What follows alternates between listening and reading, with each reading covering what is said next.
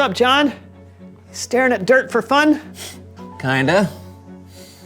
I just planted some flowers and I've heard that vegetation grows faster when it listens to music. Haven't you ever heard you should talk to your flowers? No. Well, you should. Music supposedly makes them react faster. I just have to find the right kind.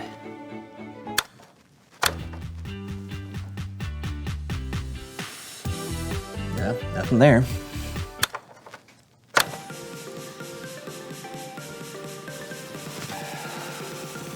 John, this is ridiculous. There's no way that... Woo-hoo! It's time for another dance party with DJ Daisy. Hey! You've got to be kidding me. This isn't even a good song. What? Double Daisy dance. Do, do.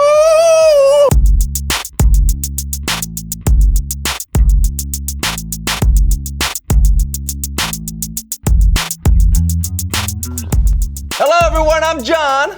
And I'm your host, Brandon. And this is the This is the Green Garden Call-In Hour, where we're taking your calls and giving you advice on how to make your garden beautiful and verdant. Caller, go ahead. Hi, Brandon. Big fan. What's going on right now? I'm trying to make sure my succulents stay healthy during the upcoming summer months. Do you have any advice on watering frequency? Thanks so much. Love the show. Hey, caller, thanks so much for calling in.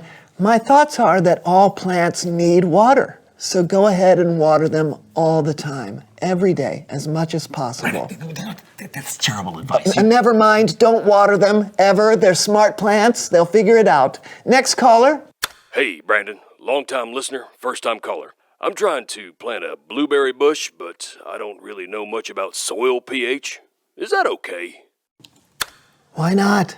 As we all know, pH stands for plant hands, which blueberry bushes don't have, so you should be fine. Brandon! We've got to go to commercial break, but we'll be back soon with more insights and tips.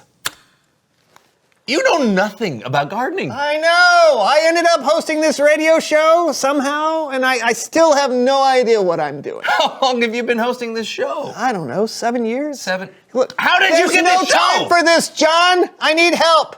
Could we possibly bring on someone who knows stuff? Okay, sure. Please welcome someone who knows stuff.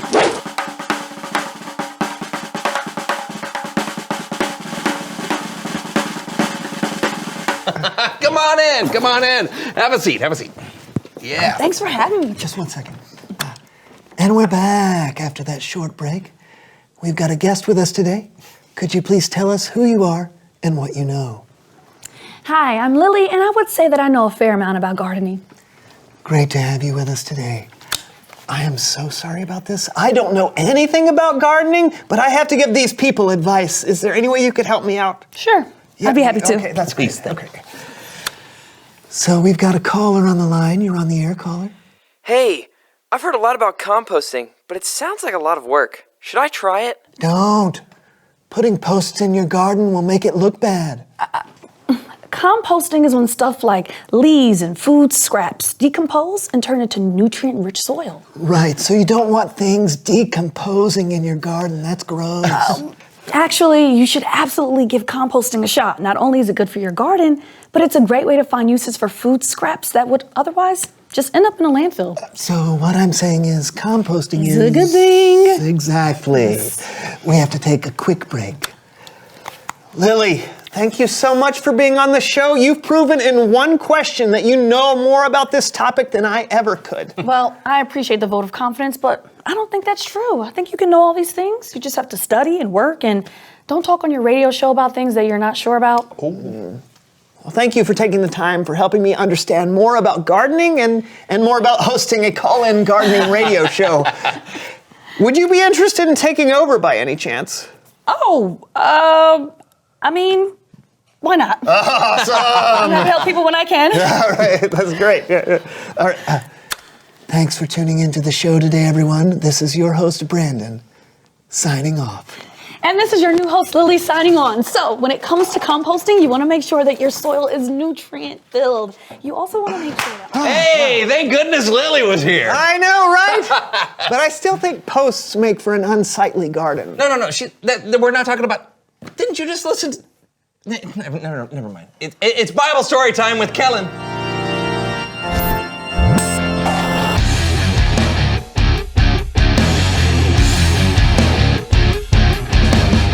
Hey guys! Kellen, my man, what's going on today? Today we're going to be talking about a story from the book of Luke, where two men happen to be...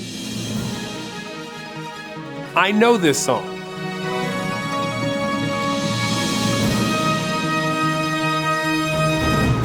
Diane DeWitt here, reporting for Ancient News, where we only cover the oldest possible news. Later, floppy disk. Neither floppy nor disk. But first, since the crucifixion of Jesus, we've heard reports of some incredible things. Some eyewitnesses have even said they've seen Jesus alive.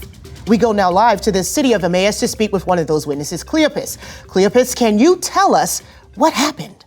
So, my friend and I were walking on the road from Jerusalem to the village of Emmaus. We were talking about all the stuff that's been going on in Jerusalem, and this guy comes up to us, and he asks us what we're talking about. And we're like, you don't know?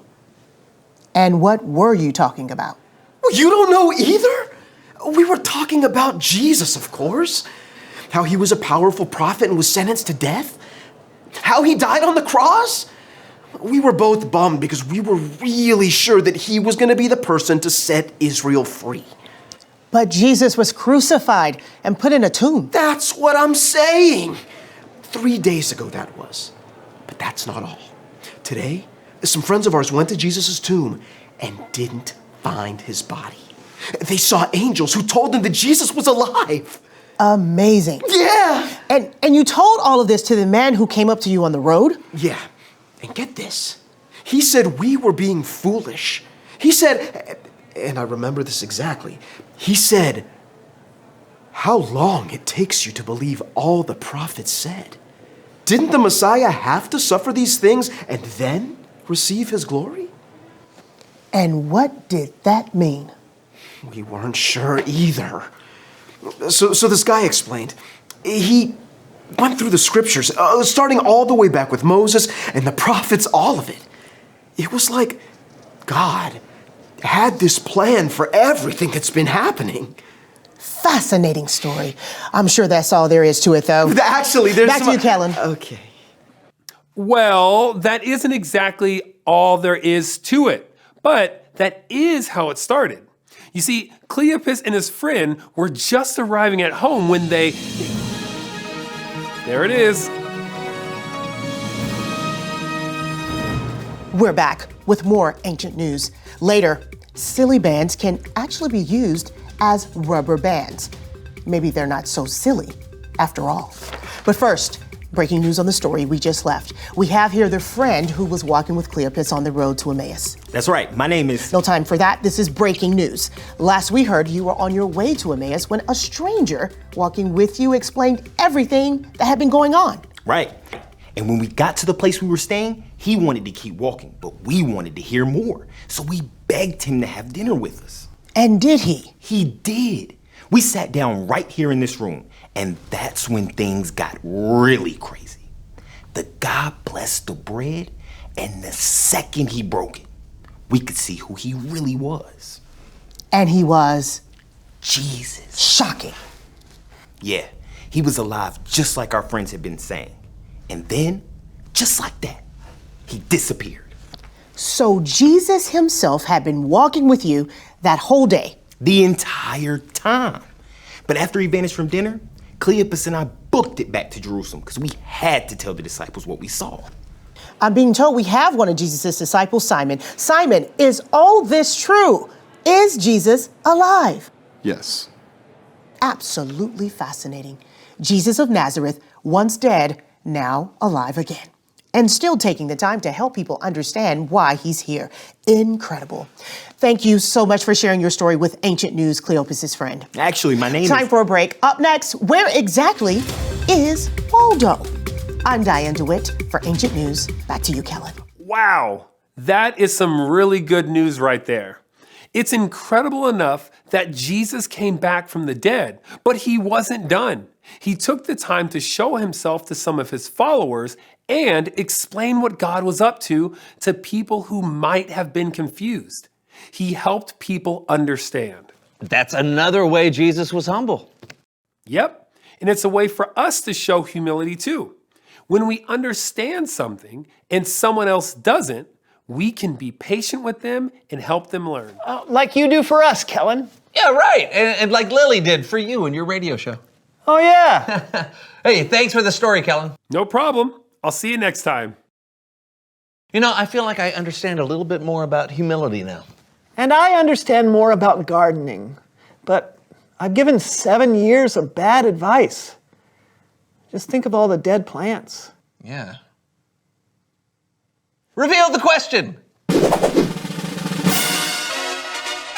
Oh, hey, great. Today's question is, when has someone helped you understand something? Yeah, every day of my life. Yeah. I mean, there's so much stuff going on all the time. Oh, like Kidz can explain to me how to install apps on my phone. Mm-hmm. Oh, I just learned from a podcast yesterday why you should never eat undercooked chicken. Oh, no, that's good for you. It's chicken sushi, they call it. But no, you know sushi. nothing about cooking either, do you? No, I don't. Okay, that's all we got this week. We'll help you understand. We'll help you understand some stuff again next week, we hope. Yeah, until then, I'm John. And I'm Brandon. And this was the So-and-So Show. See you soon. See you Do soon. not eat undercooked chicken or raw chicken. Don't eat any of it. Are you sure? I am 100% positive. All right. Yeah. It's time to get our day fun. I'm DJ Daisy. And I am Dan D. Lion. Kidz.